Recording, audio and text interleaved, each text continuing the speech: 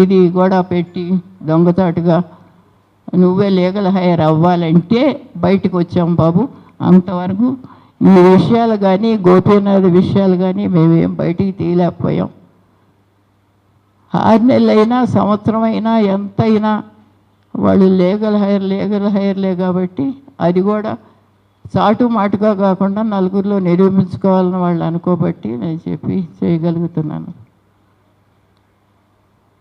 ఇంకోటి ఏంటంటే నేను కేటీఆర్ గారు ఒక మాట అన్నారు, విన్నాను.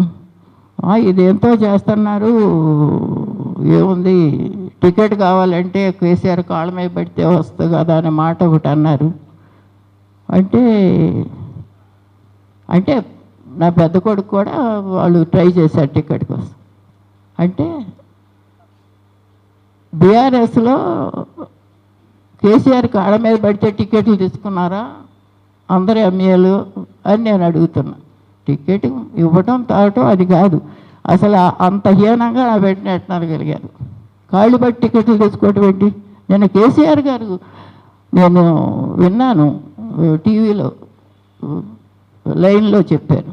కాళ్ళు పడితే కేసీఆర్ కాళ్ళ మీద పడితే కేసీఆర్ గారు కాళ్ళ మీద పడితే టికెట్ వచ్చేది కదా అని చెప్పన్నారు. కేసీఆర్ గారు కాళ్ళ మీద పెట్టి మీరు అందరూ చూసే ఉంటారు, కాకపోతే చూసుకోండి టీవీ లైన్లో ఆయనతో మాట్లాడతాను, నేను విన్నా స్వయంగా. అది ఎంతవరకు సబబు? అంత హీనంగా మాట్లాడతారా? ఏంటి గోపీనాథ్కి 200 గజాల్లో చిన్న ఇల్లు ఉంది, ఏమీ లేదు. గోపీనాథ్కి ఏముంది, ఏమీ లేదు. కేసీఆర్ చూసారా? అడిగారా కేసీఆర్ తల్లిని ఏముందో ఏమీ లేదో? అంత హీనపరచడం అవసరం ఏమొచ్చింది కేటీఆర్కి? గోపీనాథ్కి ఉన్నది లేదు, డబ్బు ఏం అడిగారా? నాకు తెలియదు. అసెంబ్లీలో మాట్లాడితే మా ఫ్రెండ్స్ అందరూ నాకు ఫోన్లు చేసి ఏంటి అంత హీనంగా మాట్లాడుతున్నాడు అని చెప్పి అడిగితే నేనేం సమాధానం చెప్పలేకపోయాను.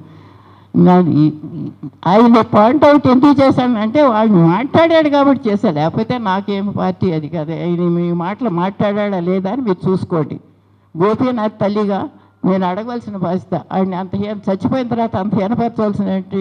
గోపీనాథ్ అంటే చాలా వరకు తెలుసు, వాడు ఎంత దర్జాగా ఉంటాడో ఏముంటాడో అందరికీ తెలుసు. అంత దీంట్లో ఎంత హీనపరచవలసిన మాట ఎందుకు చేశారు అని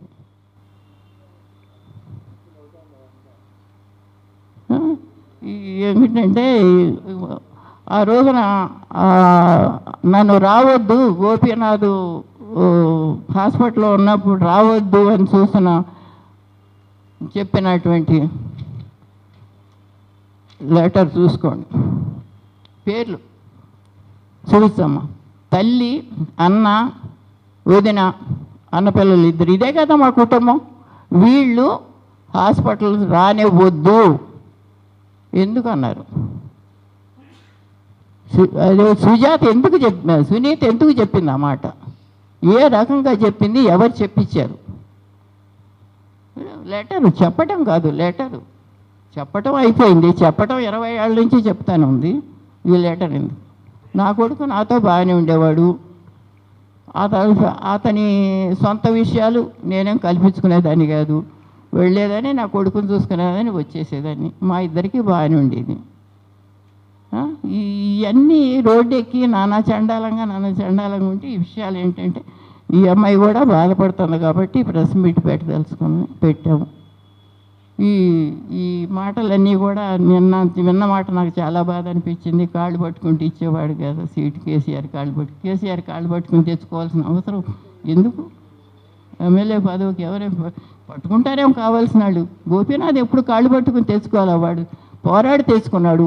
వాడి జీవితం 43 సంవత్సరాలు రాజకీయ జీవితం, 20 సంవత్సరాల నుంచి 63 సంవత్సరాలకు వాడు రాజకీయ జీవితం, రెండోది లేకుండా. అసలు ఏం చెప్పాలో కూడా నాకు తెలియట్లేదు. తప్పు ఒప్పులు చెప్తే అనుకోవద్దు, కాకపోతే జీవితం మాత్రం ఇది. పెళ్ళి ఇది ఇవన్నీ బట్టి మాటలు. ఏ ఫోటోలు చూపించి పెళ్లి చేశారంటాం, ఏదో చూపించేది అంటాం. లేదు, డివోర్స్ అవ్వలేదు. ఇది ఆ సర్టిఫికెట్స్ ఏమైంది?